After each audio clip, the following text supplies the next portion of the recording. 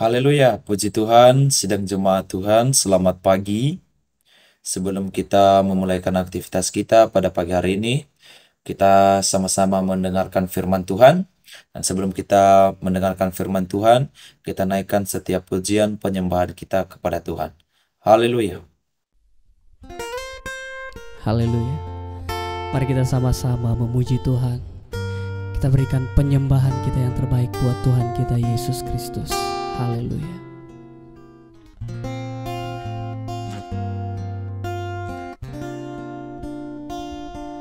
Ku yakin saat kau berfirman, ku menang saat kau bertindak. Hidupku hanya ditentukan oleh perkataanmu.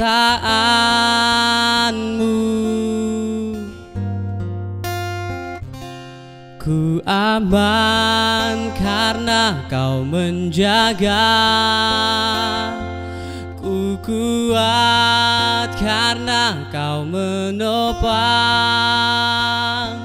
Hidupku hanya ditentukan oleh kuasa-Mu.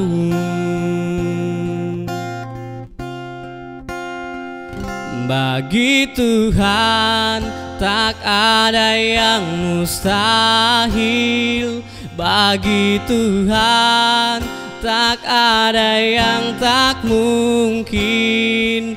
Mujizatnya disediakan bagiku. Ku diangkat dan dipulihkannya.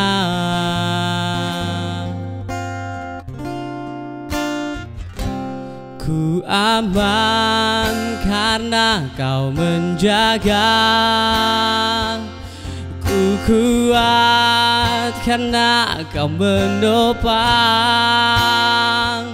Hidupku hanya ditentukan oleh kuasa-Mu. Bagi Tuhan tak ada yang mustahil.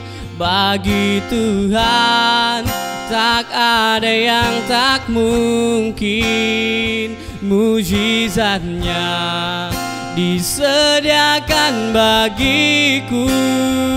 Ku diangkat dan dipulihkannya.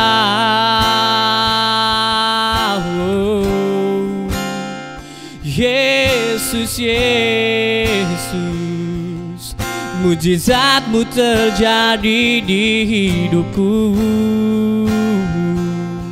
Haleluya, Tuhan.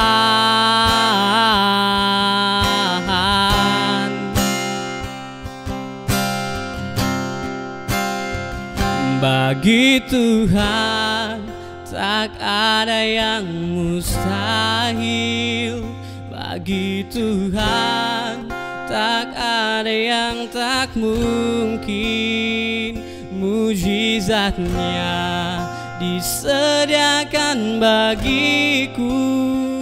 Ku diangkat dan dipulihkannya.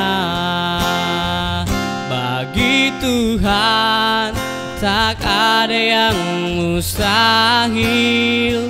Bagi Tuhan tak ada yang tak mungkin.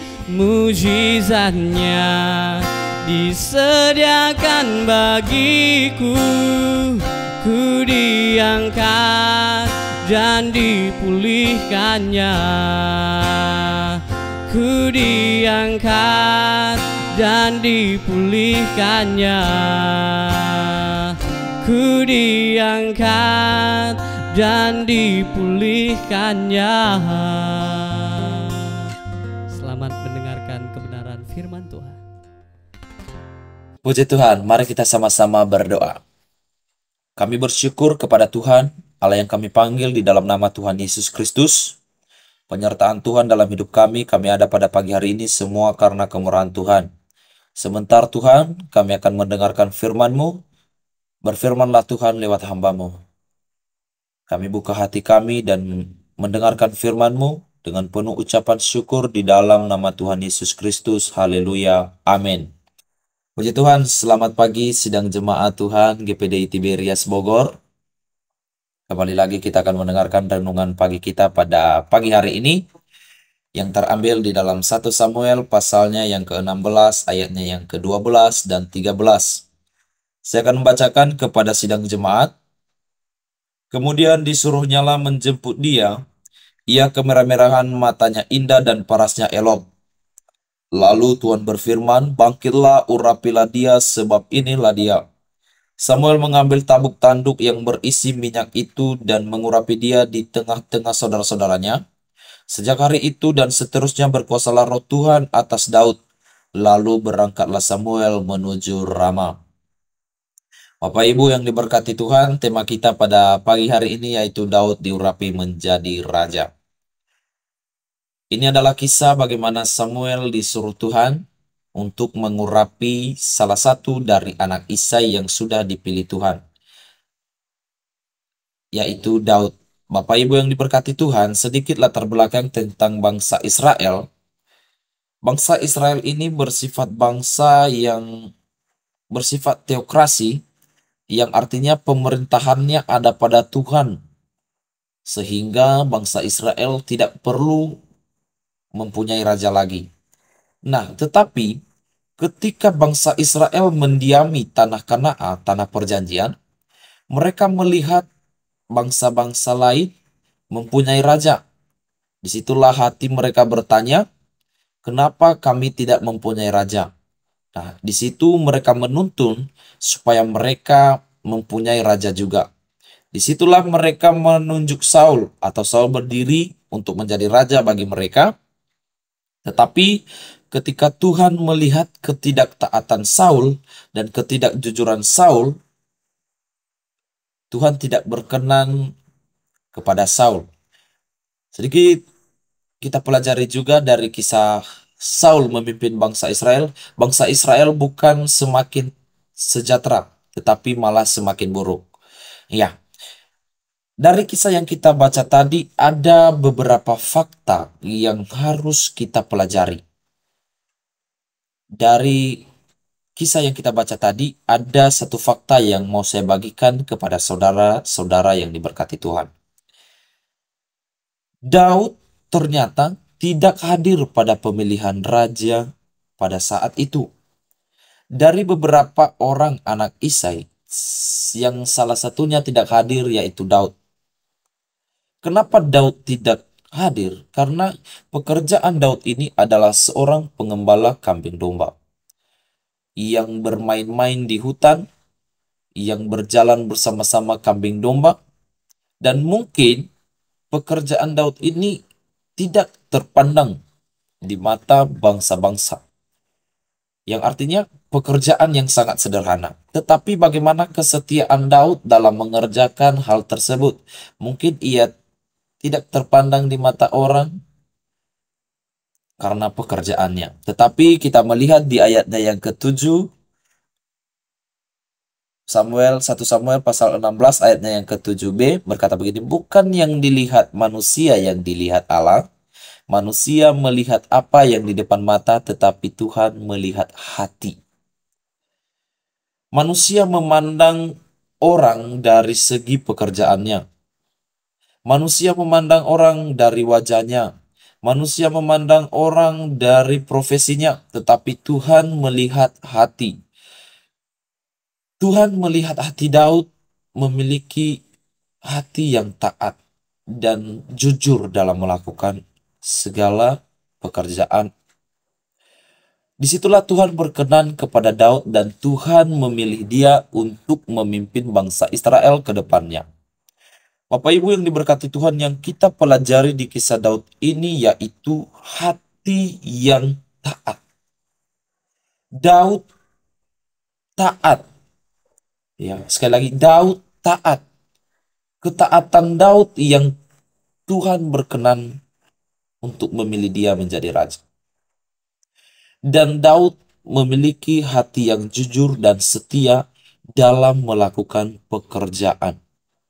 Mungkin pekerjaannya kecil, mungkin pekerjaannya yang tidak terpandang, tapi dia tetap setia mengerjakannya. Karena dikatakan di dalam Lukas pasalnya yang ke-16 ayatnya yang ke-10, barang siapa setia dalam perkara kecil, ia akan dipercayakan perkara besar. Itu yang kita pelajari dari kisah Daud ini. Mulai dari pekerjaan kecil ia mengerjakan sampai nanti ia menjadi raja yang diurapi Tuhan dan dipakai Tuhan.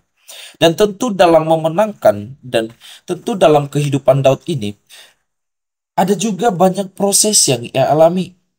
Tetapi Tuhan selalu bersama-sama juga kepadanya untuk menghadapi setiap proses yang ia alami untuk memimpin bangsa Israel ke depannya.